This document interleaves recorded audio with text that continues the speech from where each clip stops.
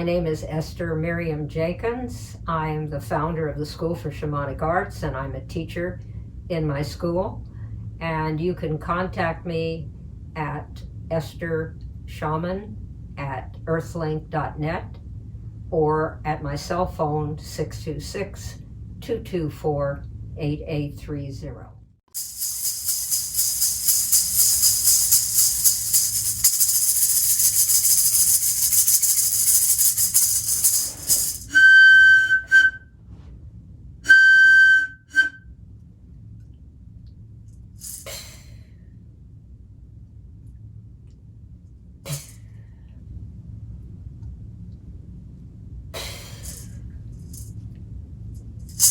Welcome, everyone.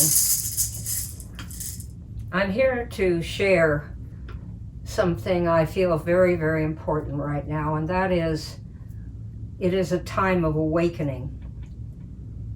And those of us that are aware of this have gifts to share. And the time has come for those gifts to be shared with heart, with the love and the kindness and the understanding that comes to support you when you are on your journey of discovery. This particular time has brought for most of us a sense of foreboding that something is going to happen that will destroy our way of life, that will in some way change the way we live and the way we play and the way we pray. But in fact, it's doing just the opposite. It's teaching us the importance of play and prayer and community. And it is an interesting time because shamanism has become very, very popular. And I've been doing the shamanic work for at least 25 years and have been in practice, in process since my early 20s. So now at 85, I understand the journey much more clearly. And I understand this was the time many light workers have come to be of help. And I know that if you've been having an interest in shamanism, if you're drawn to it, there's probably a part of you that has experienced shamanic experiences in other lifetimes. This wouldn't be your first go-round. And the School for the Shamanic Arts is poised to help people who are ready to get on the path. What we're doing here is learning how to reconnect ourselves to what fed every ancestor we've ever had, every indigenous culture, which is to interface, to connect to, and to source from the natural world, from the plants and the trees, from the sky and the water, from the earth and the air, all the elements and all of these friends we have on the planet. Not least of all, our animal partners. The animals that we gather around us tell us a great deal about our own path. The ones we're drawn to frequently are part of our medicine, as it is called. And what that means is they give us support so that we can use the powers and the awareness and the wisdom we've gained over many lifetimes in an effective way. So even if you doubt that you're a person of power or a shaman or a potential shaman or a healer, the truth is, if you're interested in any of that, that's all the proof you need. So the reason for the popularity of shamanism right now is we have lost that cord of connection. In fact, because the world is, and everything in our cosmos is connected, disconnecting the important aspects of our world leaves us bereft of energy and support. That's why we're drawn to go outside. That's why we're drawn to sit under trees. That's why we want to sit on the earth. That's why we want to go into the ocean, because every one of these elements feeds us. And if we've forgotten that, we can seriously get ill. We can lose energy and become unable to pursue the things that are important to us. So part of this work is to remind you and reconnect you to those elements and reunite your heart with the heart of the elements, the plants, the trees, the animals, etc. Today, I'm in front of what we call a mesa. And the mesa is a traveling altar. And it has within it crystals and stones and objects that hold power. And we use it as a way of connecting into those realms and using that power in the healing work that we do. Part of the work of the shaman is to bring the healing to the community. And let's put it this way, our community is desperately in need of healing. So every tool that you've developed over your lifetime to this point is important. Shamanism is inclusive, not exclusive. So everything counts and everything is important. When you work with Mesa, you are using it as a healing tool, but it's not just for someone else, it's also for yourself. Sound is an important part of this. And it's very important in this new time that we work with sound. We work with crystals, we work with stones, we work with other tools like rattles to help us both invite spirit in, but also to journey. Today I would like to focus on journey, because there's some information I've come across recently, which I'll be sharing more with the groups as they're meeting, and that is that your power animal, or your medicine as it's called, can be a very, very important part of your life. And apparently there is, in Native American tradition, you usually have one power animal, and the other animals are considered allies. And the power animal stays with you for a lifetime. The allies might come and go. But in the native tradition of Peru, you can have many power animals. So somewhere between all of this, I also have come across this information that says we not only have possibilities of several or a number of power animals, but they come at different times in our life. So a very young person might relate to a very small furry animal, such as a rabbit or a cat, or some other animal that they feel comfortable with, and that's very important to them. But as you get older, you change and shift your consciousness, and you become more aware and more connected, then the power animal may change.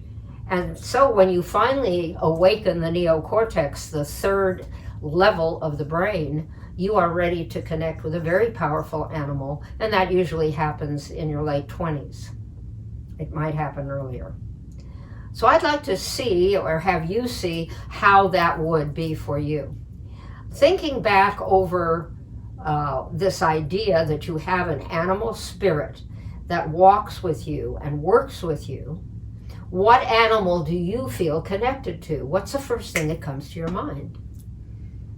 Now, journey work would take you into a journey to discover exactly what that animal is. In other words, you'd have to greet and meet that animal in the journey to know if you actually have that power or really connected to it. But today we're kind of touching the surface. I want you to imagine that the first animal that came to your mind may very well be your power animal at this time. And if so, how does it work with you? What is the powers that it carries for you? Because it's going to be different for everybody. Now, of course, you can always go in to the local library or online, which is far easier, and you can look these up. They have significance, particularly in Native American traditions, that give you an idea of how they might work with you. But before you do that, It's important to know how you and it work together. So in this journey, which I'm going to suggest you do with me, we're going to go into the underworld. Now don't worry about this. The underworld is a perfectly safe place. It's not a place to fear. It isn't the place or the home of the devil or anything like that. It's really an entryway into the unconscious and the subconscious. So this is something you may remember, or maybe something that's completely new and very unusual. So let's take that animal that you may have decided, at least at this moment, is talking to you. And I'm going to have you relax. I'm going to have you sit and close your eyes and take a deep breath. And then relax. And blow all that heavy energy that's in your body right into Mother Earth. She loves heavy energy. And again, release. And one more time. And release. And now call in your guardian angel, your spirit guides, those you feel that are around you and protect you. And ask them to support you as you go into the underworld. And you're going to look for the animal that came to you in the thought. And when it approaches you, you're going to ask it the questions you have, such as, what power do you carry? How can I work with you? What do I need to know right now that will help me on my path? Here we go.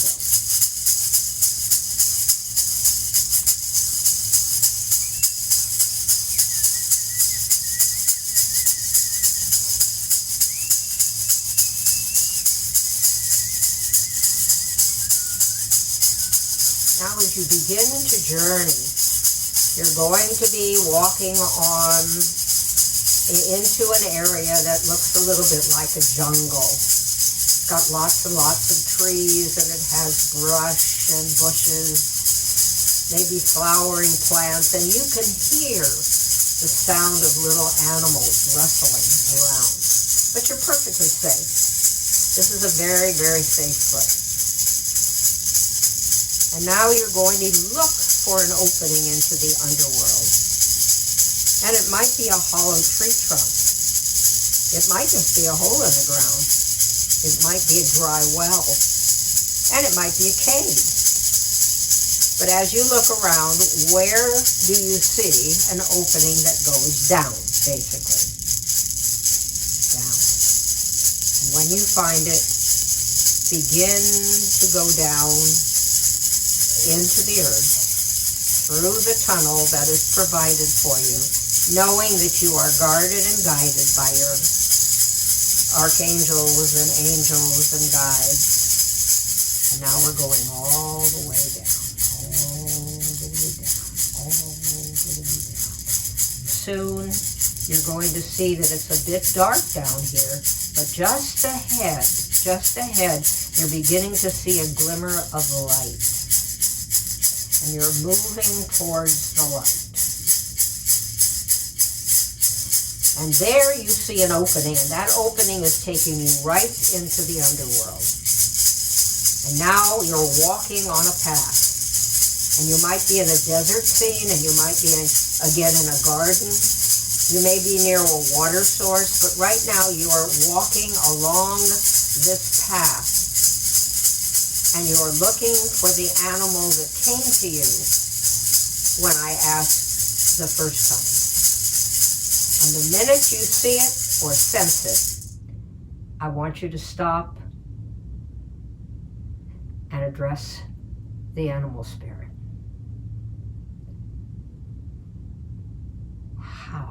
How do you work with me? What is the power you carry? And how can I use it?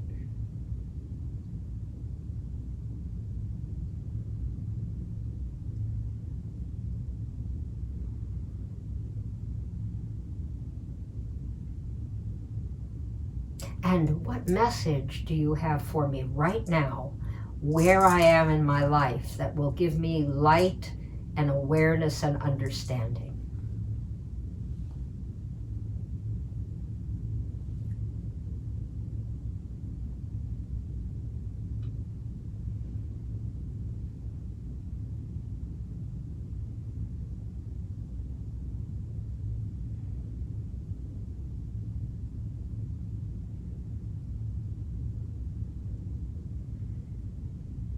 And how can I connect with you in the future?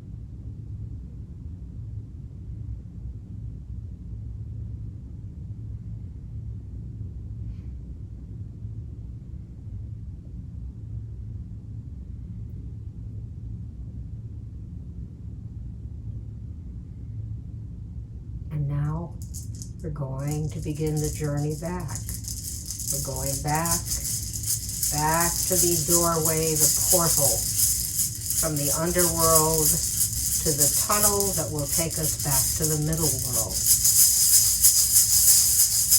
We're going back up the tunnel, back up until we hit the light.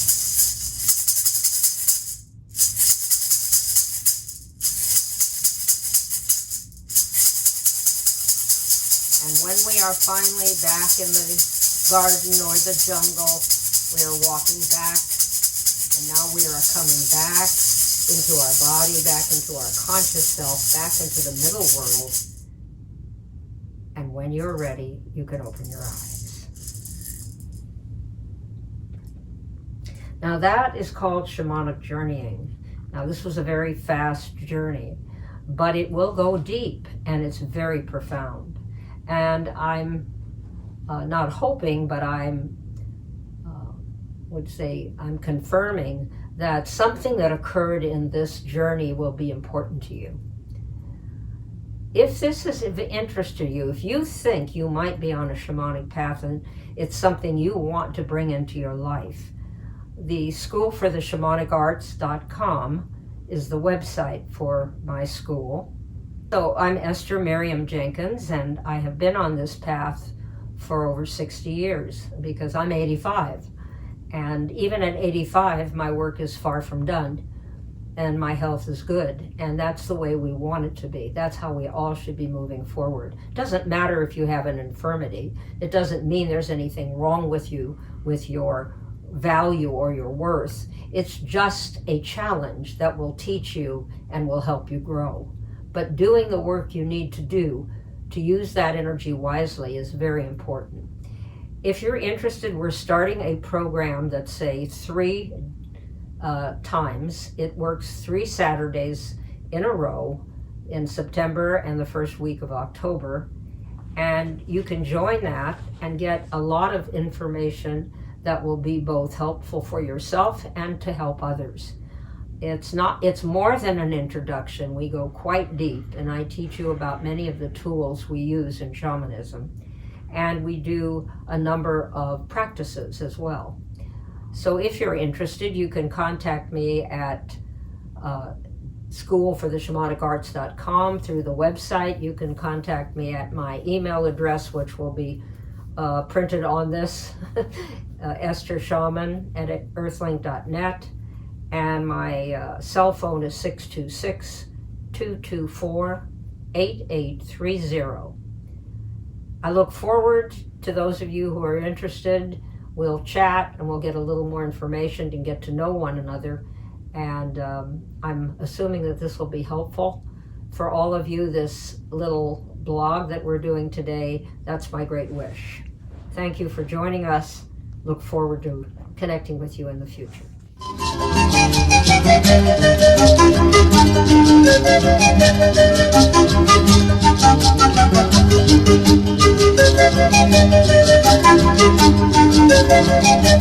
Thank you.